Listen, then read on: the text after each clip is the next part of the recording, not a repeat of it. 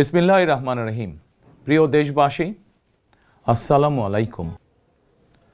গণতান্ত্রিক উত্তরণের এক ঐতিহাসিক সন্ধিক্ষণে উপনীত বাংলাদেশ। দেশের সংবিধানের ৭ম অনুচ্ছেদে বলা হয়েছে, প্রজাতন্ত্রের সকল ক্ষমতার মালিক জনগণ।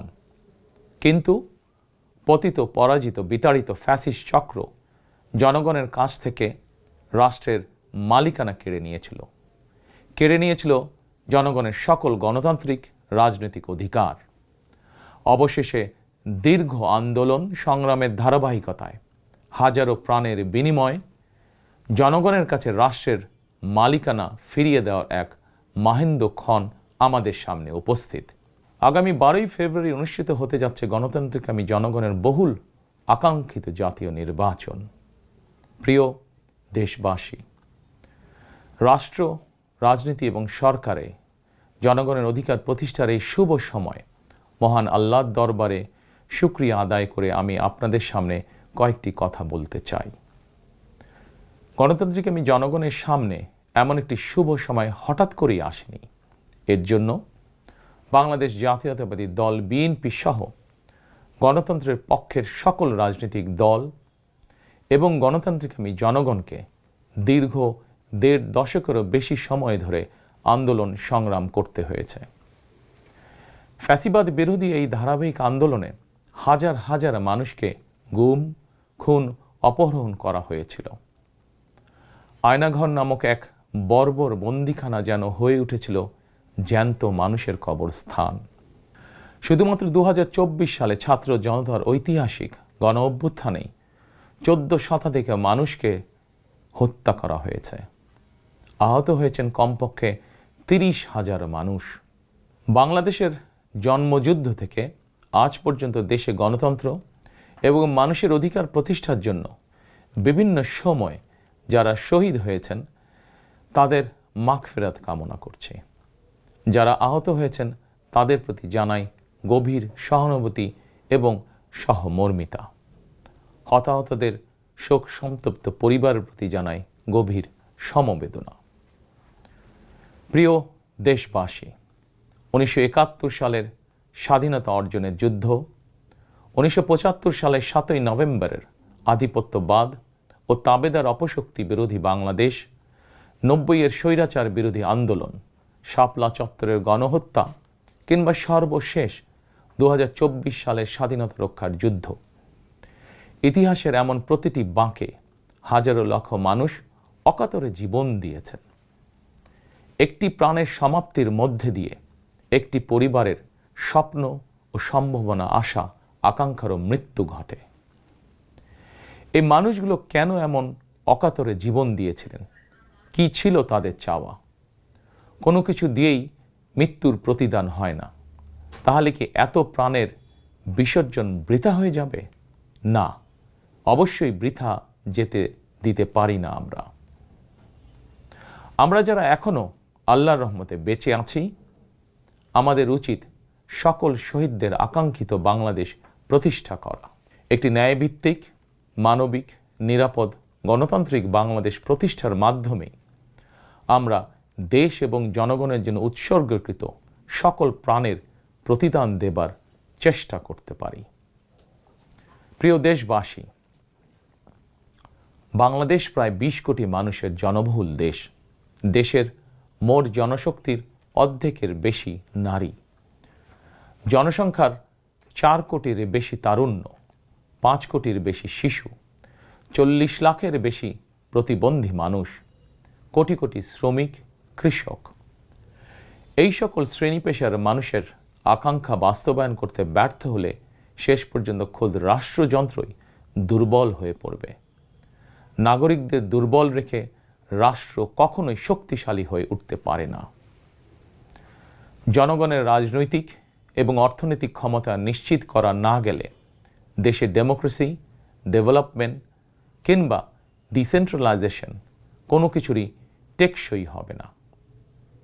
আমি মনে করি জনগণের রাজনৈতিক ক্ষমতায়নের পূর্ব শর্ত নাগরিকদের সরাসরি ভোটের অধিকার প্রয়োগের মাধ্যমে স্থানীয় পরিষদের মেম্বার থেকে শুরু করে জাতীয় সংসদ সদস্য পর্যন্ত প্রতিনিধি নির্বাচনের ক্ষমতা অর্জন, প্রতিটি নাগরিকের হারানো রাজনৈতিক ক্ষমতা পুনরুদ্ধারের জন্য আগামী 12ই ফেব্রুয়ারি নির্বাচন একটি বড় সুযোগ। প্রিয় দেশবাসী, এই উপলব্ধি এবং বাস্তবতাকে সামনে রেখে দেশের নাগরিকদের রাজনৈতিক এবং অর্থনৈতিক ক্ষমতা নিশ্চিত করার লক্ষ্যে ইতিমধ্যেই বিএনপির নির্বাচনী ইশতেহার ঘোষণা করা হয়েছে। প্রতিটি সেক্টর এবং প্রতিটি শ্রেণী পেশার মানুষকে লক্ষ্য করে একটি স্বনির্ভর বাংলাদেশ বিনির্মাণের জন্য আমরা আমাদের পরিকল্পনা সাজিয়েছি। বর্তমান প্রজন্মের সামাজিক, অর্থনৈতিক, রাজনৈতিক অধিকার পুনর্বহাল এবং ভবিষ্যৎ প্রজন্মের জন্য একটি নিরাপদ মানবিক বাংলাদেশ প্রতিষ্ঠার লক্ষ্য নিয়েই চূড়ান্ত করা হয়েছে বিএনপির সকল পরিকল্পনা। বিশেষ করে দেশের সকল তরুণ তরুণী, বেকার জনগোষ্ঠী এবং নারীদের জন্য দেশে বিদেশে কর্মসংস্থান এবং কর্মপরিবেশ নিশ্চিত করাই এবার বিএনপির প্রথম এবং প্রধান অগ্রাধিকার। আমি ইশতেহারে উল্লেখিত কয়েকটি বিষয় খুব সংক্ষিপ্তভাবে আজ আবারও দেশবাসীর সামনে তুলে ধরতে চাই। প্রিয় দেশবাসী, বেকার সমস্যা নিরসনের লক্ষ্যে ব্যাংক, বিমা, পুঁজিবাজার সহ দেশের অর্থনৈতিক খাতের সার্বিক সংস্কার, অঞ্চল ভিত্তিক অর্থনীতিকে চাঙা করা এবং শিল্প ও বাণিজ্যে দেশি বিদেশি বিনিয়োগ বৃদ্ধির মাধ্যমে দেশে বিদেশে 1 কোটি কর্মসংস্থান তৈরির লক্ষ্যমাত্রা নির্ধারণ করা হয়েছে। এভাবে পর্যায়ক্রমিকভাবে 1 কোটি কর্মসংস্থান তৈরির লক্ষ্যমাত্রা অর্জনের জন্য কয়েকটি সেক্টরকে বিশেষভাবে চিহ্নিত করে নতুন কর্মসংস্থান তৈরির উপায় এবং কর্মকৌশল নির্ধারণ করা হয়েছে। এরই অংশ হিসাবে দেশব্যাপী কারিগরি এবং ব্যবহারিক শিক্ষা প্রদানের মাধ্যমে বেকার জনগোষ্ঠীকে দক্ষ জনশক্তিতে রূপান্তরিত করা হবে। কলেজ, মাদ্রাসা, বিশ্ববিদ্যালয় বিনামূল্যে স্কিলস ডেভেলপমেন্ট, ফ্রিল্যান্সিং এবং আউটসোর্সিং প্রশিক্ষণ প্রদান করা হবে, যাতে করে বেকার যুবক কিংবা তরুণ তরুণীরা দেশে বিদেশে উচ্চ বেতনের চাকরির জন্য প্রস্তুত হয়ে সরাসরি কর্মক্ষেত্রে কর্মসংস্থানে যুক্ত হতে পারেন। প্রতিটি অঞ্চল ভিত্তিক স্থানীয়ভাবে বিখ্যাত এবং ঐতিহ্যবাহী পণ্যের উৎপাদন এবং বাজারজাতকরণের জন্য বিশেষ উদ্যোগ নেওয়ার প্রস্তুতি রয়েছে। স্থানীয় কুটির শিল্প ও এসএমই খাত বিকশিত করার জন্য সহজ এবং স্বল্প সুদে ঋণ সুবিধা দেওয়ার পরিকল্পনা আমাদের রয়েছে। বৈশ্বিক ই-কমার্স প্ল্যাটফর্মের পণ্য রফতানির লক্ষ্যে বেসরকারি শিল্প সম্প্রসারণ ও কর্মসংস্থান সৃষ্টির সহায়ক উদ্যোগ নেওয়ার পরিকল্পনা নেওয়া হয়েছে। সাইবার নিরাপত্তা, outsourcing, data processing, artificial intelligence, semiconductor সহ আইটি সেক্টরে নতুন শিল্প গড়ে তোলার পরিকল্পনা নেওয়া হয়েছে। এইসব সেক্টরে প্রতি বছর সরাসরি 2 লক্ষ এবং ফ্রিল্যান্সিং, ক্রিয়েটিভ ইন্ডাস্ট্রি ও কন্টেন্ট ক্রিয়েশনের মাধ্যমে পরোক্ষভাবে আরও 8 লক্ষ কর্মসংস্থান তৈরির লক্ষ্যমাত্রা নির্ধারণ করা হয়েছে। প্রিয় দেশবাসী, বিভিন্ন পরিসংখ্যান অনুযায়ী বর্তমানে দেশে বেকারের সংখ্যা 27 লাখের বেশি। এর মধ্যে প্রায় 9 লক্ষ রয়েছেন স্নাতক ডিগ্রিধারী উচ্চশিক্ষিত বেকার। এদের মধ্যে প্রায় 22% তরুণ তরুণী কোনো প্রকার শিক্ষা, চাকরি ও প্রশিক্ষণে সম্পৃক্ত নয়। এই বিপুল সংখ্যক বেকারের অধিকাংশই 15 থেকে 29 বছর বয়সী। 12ই ফেব্রুয়ারি নির্বাচনে জনগণের রায় বিএনপি সরকার গঠন করতে সক্ষম হলে বিএনপি শিক্ষিত তরুণ তরুণীদের জন্য 6 মাস থেকে সর্বোচ্চ 1 বছর কিংবা কর্মসংস্থান না হওয়া পর্যন্ত বিশেষ আর্থিক ভাতা প্রদান করার সিদ্ধান্ত নিয়েছে। আমরা মনে করি এই বেকার ভাতা হয়তো একজন শিক্ষিত বেকারকে সে উদ্যোগে কর্মসংস্থান সৃষ্টির ক্ষেত্রে সক্ষমতা অর্জনেও সহায়ক ভূমিকা রাখবে।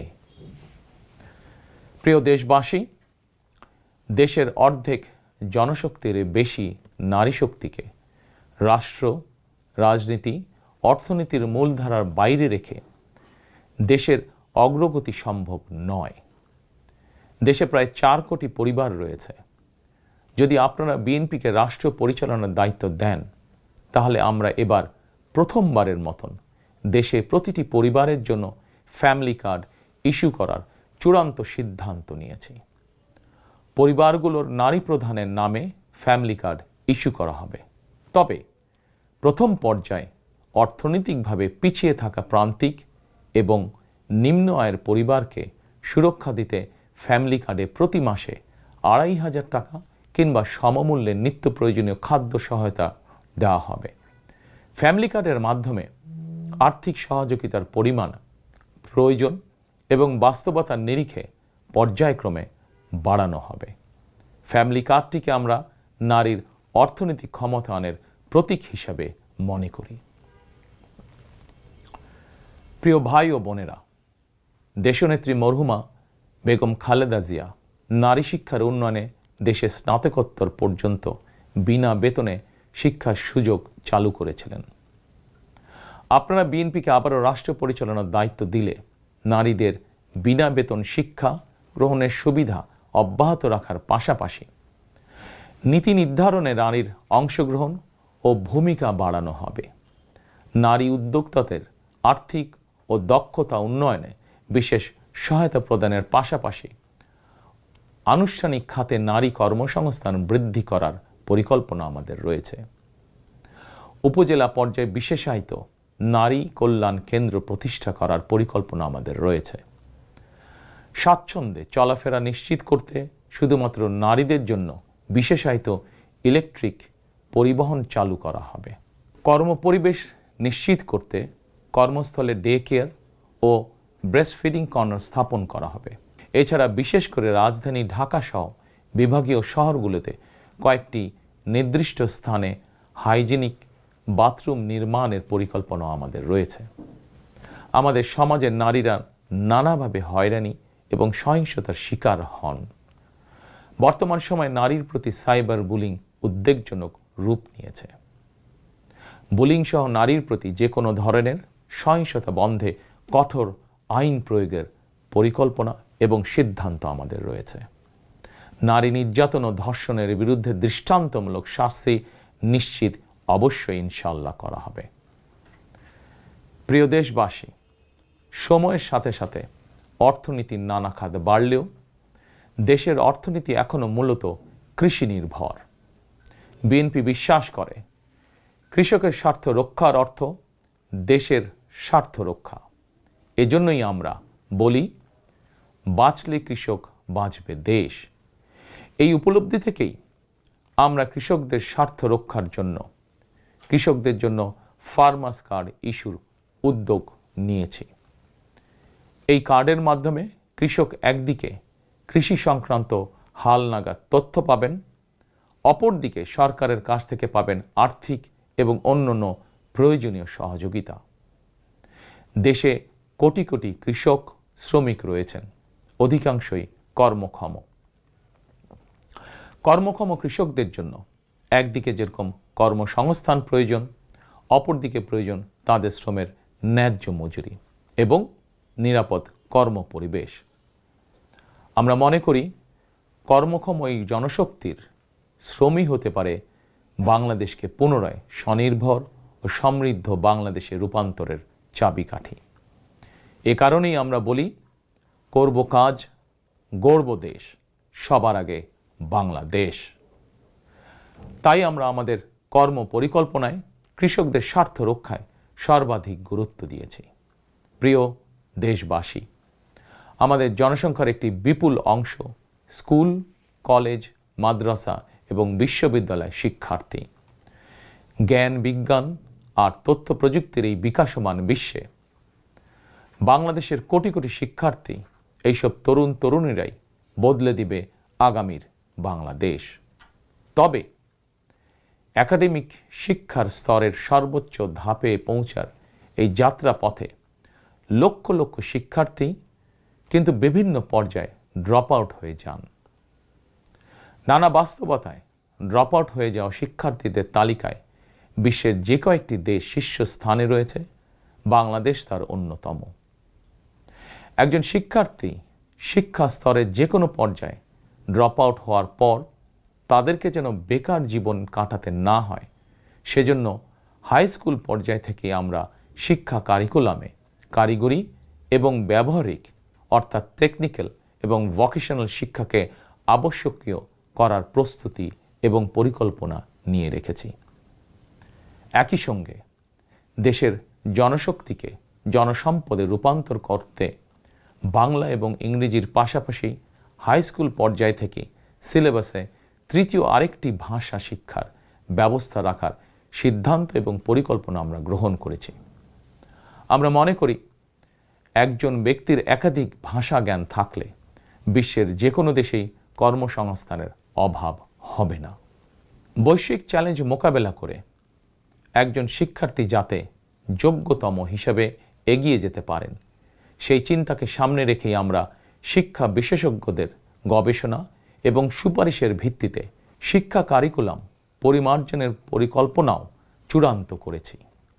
আমরা শিক্ষা কারিকুলাম এমনভাবে ঢেলে সাজানোর প্রস্তুতি নিয়েছি যাতে সকল শিক্ষার্থী শিক্ষা স্তরের প্রতিটি ধাপে একাডেমিক জ্ঞানের পাশাপাশি একটি বিশেষ কারিগরি ব্যবহারিক শিক্ষার দক্ষতাও অর্জন করতে সক্ষম হন। প্রিয় দেশবাসী, আমরা রিজিকে বিশ্বাস করি এবং সাধারণত আমরা রিজিক বলতে খাওয়া দাওয়া কিংবা অর্থ সম্পদকেই বুঝি। তবে ধর্মীয় দৃষ্টিতে রিজিকের একাধিক স্তর রয়েছে। সবচেয়ে গুরুত্বপূর্ণ একটি স্তর হচ্ছে মানুষের শারীরিক ও মানসিক সুস্থতা। শারীরিক ও মানসিক সুস্থতার জন্য আমরা জনগণের স্বাস্থ্যসেবা নিশ্চিত করার কার্যকর উদ্যোগ এবং পরিকল্পনা গ্রহণ করেছি। জনগণের দৌড়গোড়ায় চিকিৎসা সেবা পৌঁছে দিতে prevention is better then cure, অর্থাৎ প্রতিকারের চেয়ে প্রতিরোধী উত্তম, আমরা এই নীতিতে প্রবর্তন করতে চাই। এই লক্ষ্যে আমরা প্রাথমিক স্বাস্থ্য ও চিকিৎসা কোর্স সম্পন্ন করিয়ে সারা দেশে 1 লক্ষ হেলথ কেয়ার নিয়োগ দেওয়ার পরিকল্পনা গ্রহণ করেছি। নিয়োগ পাওয়া হেলথ কেয়ারদের শতকরা 80% হবেন নারী সদস্য। প্রতিটি ইউনিয়ন পর্যায়ে নিয়োগ পাওয়া হেলথ কেয়ারগণ মানুষের দৌড়গোড়ায় যাবেন এবং তাদেরকে প্রাথমিক চিকিৎসা ও পরামর্শ দেবেন। আমরা মনে করি কোনো রোগ প্রতিরোধের ব্যাপারে প্রাথমিক পর্যায়ে সঠিক পরামর্শ পেলে অনেক রোগী শুরুতেই নিরাময় করা সম্ভব হয়ে ওঠে। প্রিয় দেশবাসী, বিজ্ঞান ও তথ্য প্রযুক্তির বর্তমান বিশ্ব আরও এক ধাপ এগিয়ে এখন কৃত্রিম বুদ্ধিমত্তার যুগে প্রবেশ করেছে। চাইলেও কারো পক্ষে এর প্রভাব থেকে মুক্ত থাকা সম্ভব নয়। রাজনীতি, রাষ্ট্রনীতি, অর্থনীতি সবকিছুই এখন তথ্য প্রযুক্তিকে ঘিরেই আবর্তিত হচ্ছে। সুতরাং তথ্য প্রযুক্তির বিশ্ব শাসন করার মতন মেধা, যোগ্যতা, জ্ঞানে, বিজ্ঞানে আমাদের তরুণ সমাজ সমৃদ্ধ না হতে পারলে ভবিষ্যতের চ্যালেঞ্জ মোকাবেলা আমাদের পক্ষে অসম্ভব হয়ে পড়বে। এই চ্যালেঞ্জ মোকাবেলায় রাষ্ট্রীয় নীতি কী হবে, বিএনপি ইতিমধ্যেই সেই সব কার্যক্রম চূড়ান্ত করেছে। আইসিটিকে দেশের অন্যতম থ্রাস্ট সেক্টর হিসেবে চিহ্নিত করে ফ্রিল্যান্সিং এবং আউটসোর্সিং সহ তথ্য প্রযুক্তি খাতকে রাষ্ট্রীয়ভাবে সহযোগিতা করার নীতিমালা চূড়ান্ত করেছে বিএনপি।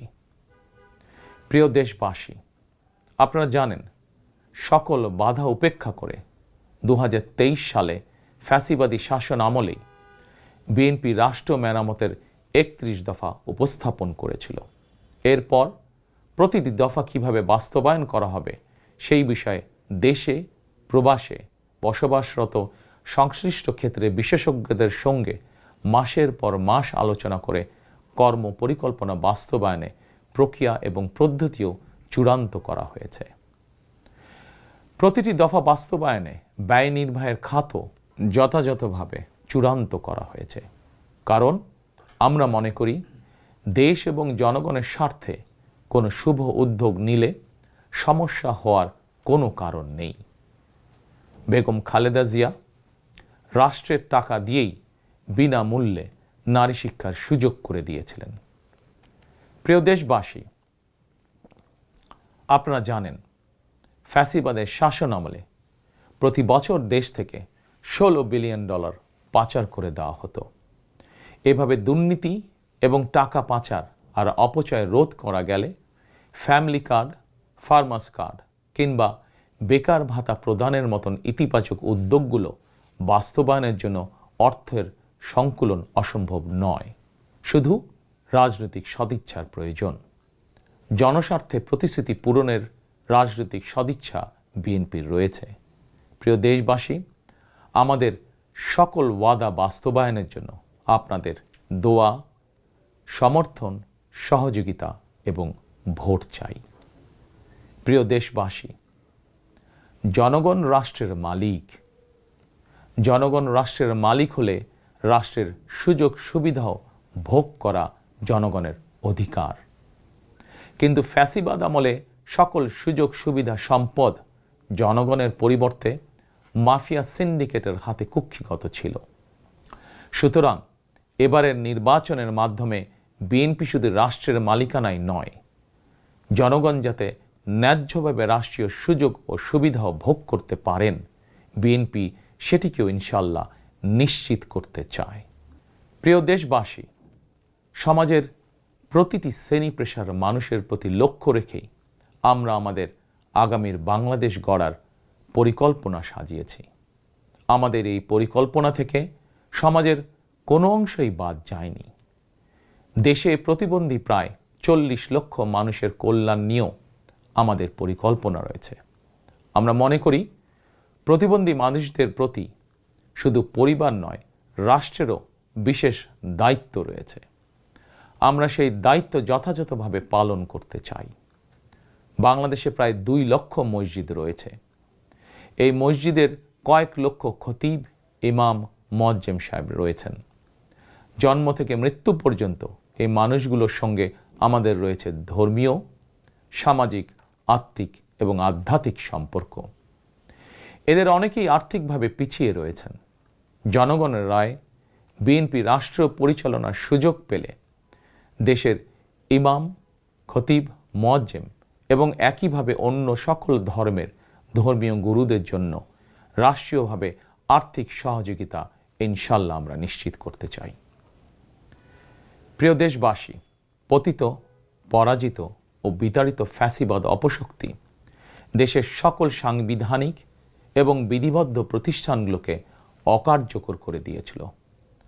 প্রশাসনকে চূড়ান্ত রকমের দলীয়করণ করে ফেলেছিল। প্রশাসন পরিচালনায় বিএনপির নীতি হবে প্রতিটি সাংবিধানিক প্রতিষ্ঠান চলবে সাংবিধানিক নিয়মে।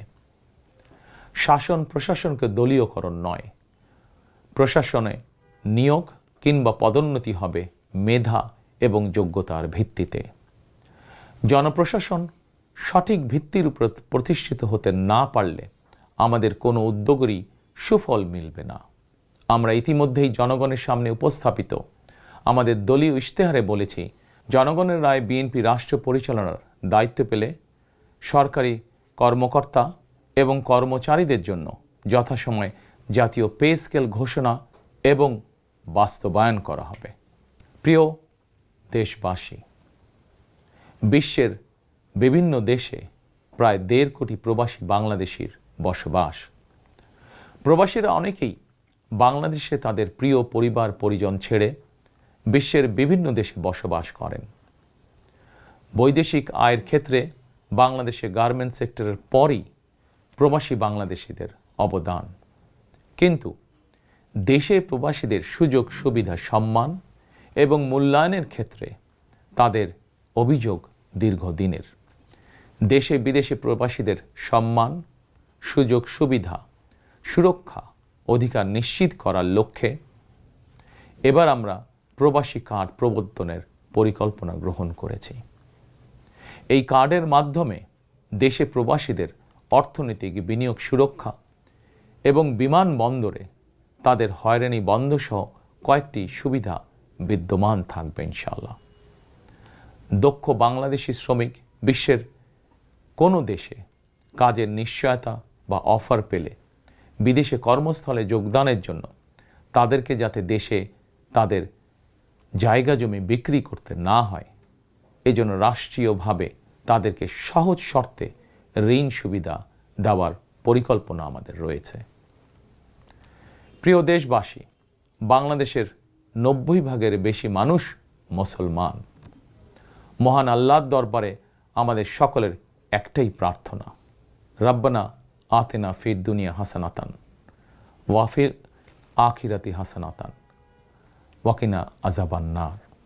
হে আল্লাহ, আমাদেরকে দুনিয়াতে কল্যাণ দাও, আখিরাতে কল্যাণ দাও, দোজখের আগুন থেকে বাঁচাও। শহীদ প্রেসিডেন্ট জিয়াউর রহমান সংবিধানে সর্বশক্তিমান আল্লাহর উপরে পূর্ণ আস্থা ও বিশ্বাস, এই কথাটি সন্নিবেশিত করেছিলেন।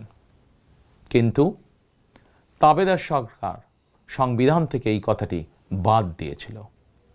আল্লাহর রহমতে আগামী 12ই ফেব্রুয়ারি নির্বাচনে জনগণের রায় বিএনপি পুনরায় রাষ্ট্র পরিচালনার দায়িত্ব পেলে সর্বশক্তিমান আল্লাহর উপর পূর্ণ আস্থা ও বিশ্বাস, এই কথাটি সংবিধানে পুনরায় সন্নিবেশিত করা হবে ইনশাআল্লাহ।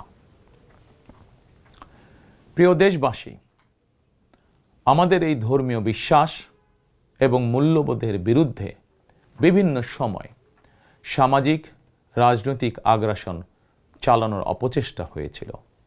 অপরদিকে দেশ বরেণ্য অনেক আলেম ওলেমা সোচ্চার কণ্ঠে বলেছেন, কেউ কেউ স্রেফ দলীয় স্বার্থ হাসিলের জন্য ধর্মের অপব্যাখ্যা করে বিশ্বাসী মুসলমানদেরকে বিভ্রান্ত করারও অপচেষ্টা চালাচ্ছে।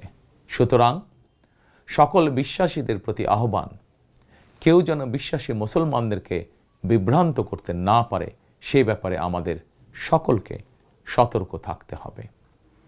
বিএনপি এমন একটি নিরাপদ বাংলাদেশ গড়তে চায় যেখানে মুসলমান, হিন্দু, বৌদ্ধ, খ্রিস্টান, বিশ্বাসী, অবিশ্বাসী কিংবা সংশয়বাদী, পাহাড়ে কিংবা সমতলে বসবাসকারী প্রতিটি নাগরিক নিরাপদ থাকবে।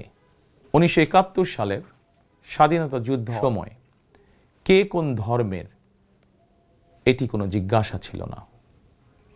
2024 সালের স্বাধীনতা রক্ষার যুদ্ধেও কে কোন ধর্মের, কার কি ধর্মীয় পরিচয়, এটি কোনো জিজ্ঞাসা ছিল না। আমরা মনে করি ধর্ম যার যার, রাষ্ট্র সবার। প্রতিটি ধর্মের মানুষ নিজ নিজ ধর্মীয় বিশ্বাস এবং রীতি অনুযায়ী যার যার ধর্ম পালন করবেন। এটি একটি আধুনিক সভ্য সমাজের রীতি। সকল নাগরিকের শান্তি এবং নিরাপত্তা নিশ্চিত করা রাষ্ট্রের দায়িত্ব। ধর্ম যার যার, নিরাপত্তা পাবার অধিকার সবার। প্রিয় দেশবাসী, দেশের গত 55 বছরের ইতিহাসে এটি বারবার প্রমাণিত হয়েছে, দেশের গণতান্ত্রিকামী জনগণ তাদের স্বাধীনতা হরণকারী স্বৈরাচার, ধর্মীয় চরমপন্থা কিংবা উগ্রবাদ কোনোটিকেই পছন্দ করে না। নিজ নিজ ধর্মীয় বিশ্বাস এবং সংস্কৃতি বজায় রেখেই যাতে আমরা সকলে মিলেমিশে একটি নিরাপদ বাংলাদেশ গড়তে পারি, এ লক্ষ্যেই স্বাধীনতার ঘোষকের যুগান্তকারী রাজনৈতিক দর্শন ছিল বাংলাদেশি জাতীয়তাবাদ। দল, মত, ধর্ম, বর্ণ নির্বিশেষে এই বাংলাদেশ আমাদের সবার, আমরা সবাই বাংলাদেশী। প্রিয় দেশবাসী, দেশের জনগণের সমর্থনে বিএনপি অতীতে বহুবার রাষ্ট্র পরিচালনার সুযোগ পেয়েছে। স্বাধীনতার ঘোষক জিয়াউর রহমান রাষ্ট্র পরিচালনার দায়িত্ব পেয়ে দেশকে স্বনির্ভর বাংলাদেশ হিসাবে গড়ে তুলেছিলেন। বাংলাদেশের স্বার্থের পক্ষে থাকার কারণেই তাকে শাহাদাত বরণ করতে হয়েছে। আমার মা মরহুমা বেগম খালেদা জিয়া, যাকে বাংলাদেশের জনগণ অর্থাৎ আপনারাই দেশনেত্রী উপাধি দিয়েছিলেন, তিনি কখনোই আপনাদের সম্মানের অমর্যাদা করেননি।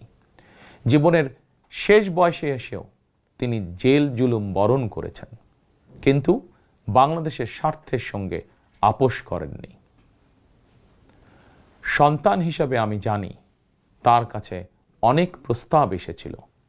তিনি চাইলেই সেই প্রস্তাব গ্রহণ করে জেল জুলুম এড়িয়ে বিদেশে চলে যেতে পারতেন, কিন্তু তার হৃদয় জুড়ে ছিল বাংলাদেশ। দেশের স্বাধীনতাপ্রিয় গণতন্ত্রকামী জনগণের বিশ্বাস ছিল খালেদা জিয়া জালিমের কারাগারে থাকলেও তিনি তাবেদার অপশক্তির ভয়ের কারণ। খালেদা জিয়াও জনগণের বিশ্বাস এবং ভালোবাসার মর্যাদা দিয়েছিলেন। তিনি দেশেই থেকেছিলেন শেষ দিন পর্যন্ত। প্রিয় দেশবাসী, ফ্যাসিবাদ মুক্ত বাংলাদেশে আপসীন নেত্রী বেগম খালেদা জিয়া দেশে পুনরায় গণতন্ত্রকে প্রাতিষ্ঠানিক রূপ দিতে চেয়েছিলেন, জনগণের অধিকার প্রতিষ্ঠা করতে চেয়েছিলেন। দেশের স্বাধীনতা প্রিয় গণতন্ত্রকামী জনগণের সামনে খালেদা জিয়ার আকাঙ্ক্ষা পূরণের সেই সময় উপস্থিত। আগামী 12ই ফেব্রুয়ারি রাষ্ট্র ও সরকারের জনগণের অধিকার প্রতিষ্ঠার দিন। দেশনেত্রী খালেদা জিয়া জনগণের চূড়ান্ত বিজয় দেখে যেতে পারেননি। প্রিয় দেশবাসী, সারা দেশের সকল ছাত্র জনতা, কৃষক, শ্রমিক, রিক্সা চালক, গার্মেন্টস কর্মী, ফুটপাতের হকার থেকে শুরু করে শিক্ষক, সাংবাদিক, শিল্পী, বুদ্ধিজীবী, পেশাজীবী, শ্রমজীবী, সরকারি বেসরকারি চাকরিজীবী, ব্যবসায়ী কিংবা শিল্প উদ্যোক্তা এবং দেশের সকল মায়েরা, বোনেরা, সবার কাছে আমার বিনীত আবেদন, আপনারা যারা শহীদ জিয়াকে ভালোবাসেন, দেশনেত্রী বেগম খালেদা জিয়াকে ভালোবাসেন, স্বাধীনতা ও গণতন্ত্রকে ভালোবাসেন, আগামী 12ই ফেব্রুয়ারি জাতীয় নির্বাচনে আপনারা ধানের শীষকে বিজয় করুন।